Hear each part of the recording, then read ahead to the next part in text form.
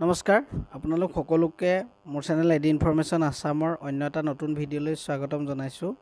কেইদিনমানৰ আগতে অসমৰ মাননীয় মুখ্যমন্ত্ৰী মহোদয়ে উল্লেখ কৰিছিলে যে শিক্ষা বিভাগত যিমানবোৰ পদ খালী আছে গোটেই পদসমূহ পূৰণৰ কাৰণে তেওঁলোকে চিন্তা চৰ্চা কৰিছে আৰু অতি কম দিনৰ ভিতৰতে অৰ্থাৎ ডিচেম্বৰ মাহতে শিক্ষা বিভাগৰ খালী পদসমূহৰ পূৰণৰ কাৰণে এডভাৰটাইজমেণ্ট প্ৰকাশ কৰিব বুলি জনাইছিলে আৰু শিক্ষামন্ত্ৰীয়েও ফাইনেলি সেই কথাটো প্ৰকাশ কৰিছে। তেখেতে জনাইছে যে শিক্ষা বিভাগত যিসমূহ পোষ্ট খালী আছে এই পদসমূহ পূৰণৰ কাৰণে ডিচেম্বৰ মাহতে এডভাৰটাইজ প্ৰকাশ কৰিব।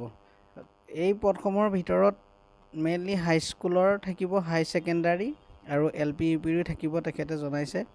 আৰু টেট পৰীক্ষা সম্বন্ধে তেখেতে জনাইছে যিহেতু 2022 চন চলি আছে, 2022ত এতিয়া টেট পৰীক্ষা অনুষ্ঠিত কৰাটো সম্ভৱ নহয় আৰু তেখেতে ডাইৰেক্টলি কৈছে 2022 বৰ্ষত টেট পৰীক্ষা অনুষ্ঠিত নহয়, পৰৱৰ্তী সময়ত টেট পৰীক্ষা অনুষ্ঠিত কৰিব তেখেতে। সেইটো হয়তো এডভাৰটাইজমেণ্টৰ পিছত অৰ্থাৎ 2023 বৰ্ষত টেট পৰীক্ষা অনুষ্ঠিত হ'ব। চ' এতিয়া যিটো এডভাৰটাইজমেণ্ট ওলাব মেইনলি ইয়াত যিসকল কেণ্ডিডেটে অলৰেডি পাছ কৰি থৈছিলে তেওঁলোকৰ কাৰণে এই এডভাৰটাইজমেণ্টটো ওলাব আৰু সেই পাছ কৰি থকা কেণ্ডিডেটসকলে ইয়াত এপ্লাই কৰিব পাৰিব। ইয়াতে বৰ্তমান টোটেল পোষ্টৰ কথাটো উল্লেখ কৰা নাই, কিমান পোষ্ট হ'ব সেইটো আগতীয়াকৈ কৈ দিব পৰা নাযায়, কিন্তু হাইস্কুল, হায়াৰ ছেকেণ্ডাৰী আৰু LP UP গোটেইকেইটাতে যে পোষ্ট ওলাব সেইটো খাটাং।